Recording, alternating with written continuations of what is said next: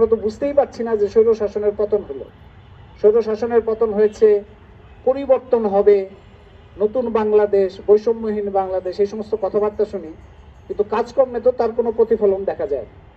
আমরা উপদেষ্টাদের কথা শুনলাম যে উপদেষ্টারা বলেছেন যে এটা পরিবর্তন করা যাবে না। এই কথাবার্তা আমরা অনেক কিছু দিয়েই শুনছি, আমরা এমনকি রামপালের মতো ভয়ঙ্কর প্রকল্প সেটা নিয়েও শুনছি, যেটা পরিবর্তন করা এত সহজ কাজ না।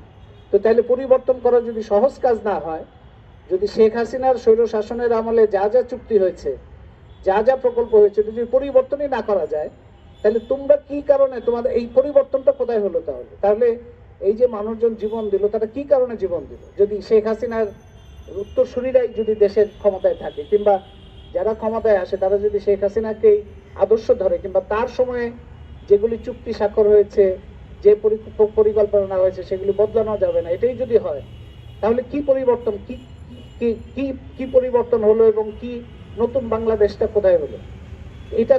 এই প্রশ্নটাই তো আমাদের এখন বড় একটা প্রশ্ন। এইখানে ধরেন এই যে র্যাম নামানো কিংবা এক্সপ্রেসওয়ে, পুরো জিনিসটাই তৈরি করা হয়েছে গাড়িকে কেন্দ্র করে। গাড়ি চলবে এবং প্রাইভেট কার, এই প্রাইভেট কারের জন্য, বাসের জন্য, ঢাকা শহরে পরিবহন ব্যবস্থা ঠিক করার জন্য যে যুক্তিযুক্ত যে সমস্ত উদ্যোগ নেওয়া দরকার ছিল, গণপরিবহন এবং অন্যান্য, সেগুলির কোনো কিছুর ধারে কাছে নাই।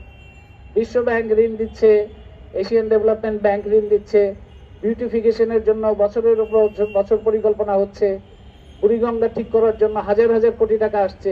কোথায় যাচ্ছে আমরা কিছু জানি না, যাচ্ছে কোথায় সেগুলি কিছু লোকের দিকে তাকালে বোঝা যায়, তাদের মেদ দেখলে বোঝা যায়, কিংবা তাদের গতিবিধি দেখলে বোঝা যায়। তার মানে এইগুলি, এই যে যারা ঋণ দিচ্ছে, সেটা বিশ্ব ব্যাংক হোক কিংবা চাইনিজ কোম্পানি হোক কিংবা ভারতীয় কোম্পানি হোক, তাদের তো নিজেদের ব্যবসা বাণিজ্য ঠিকই হলো, এবং তার ভাগ বাটোয়ারা দেশের মধ্যেও যারা আছে তাদেরও হলো, কিন্তু দেশের জন্য যে একটা বড় ধরনের সর্বনাশ হলো, সেই সর্বনাশের কোনো চিত্র আমাদের সামনে এখন পর্যন্ত পরিষ্কার হয় না। এই সরকারের একটা বড় দায়িত্ব ছিল যে এইগুলির প্রত্যেকটাকে একটা স্ক্রুটিনির মধ্যে নিয়ে আসা। এখন ধরেন আগেকার সরকারের সময় আমরা দেখতাম যে সবসময় এই কথাটা কিন্তু আমরা সব মন্ত্রী মিনিস্টার যাদের বলা হয় তারাও সবসময় বলে যে সরকারের একার পক্ষে কিছু করা সম্ভব না, নাগরিকদের এগিয়ে আসতে হবে। এটা একটা আপ্তবাক্য হিসেবে আমরা সবসময় শুনি।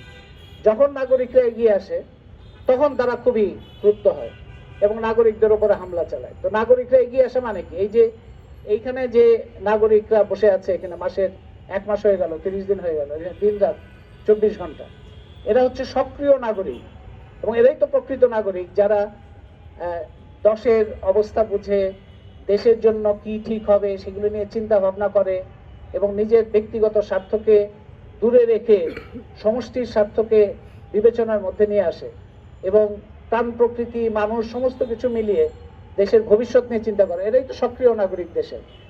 এরা এইরকম একজন নাগরিক যখন একটা কথা বলে, তখন এটা সরকারের জন্য খুবই গুরুত্বপূর্ণ এবং ইতিবাচক ঘটনা। সরকারের তো খুশি হওয়ার কথা যে ঠিক আছে, আমাদের প্রজেক্ট করা ছাড়াই, কোনো কমিশন করা ছাড়াই কিছু লোক এই বিষয়ে কথাবার্তা বলছে, সেটা মনোযোগ দিয়ে শুনবে। এই গত সরকারের সময় এরকম হতো, আমরা জানি যে কত রকম আক্রমণ হয়েছে, গুম খুন পর্যন্ত হয়েছে, নাগরিকরা কথা বলেছেন, সেখানে মৃত্যুর হুমকি, হামলা, সমস্ত কিছু হয়েছে। এখন এই সরকারের যে পরিবর্তন হয়েছে, সেখানে তো এই পরিবর্তনটা হতে হবে যে নাগরিকদের কথা শোনা এবং সেটাকে গুরুত্ব দিয়ে বিচার বিবেচনা করা। কালার এক্সপার্ট, জর্জ স্যাপ এবং মাইল্ড অন হ্যান্ডস টেকনোলজি সমৃদ্ধ অরিক্স ক্রিস্টাল ওয়াশ, আপনার লন্ড্রি এক্সপার্ট।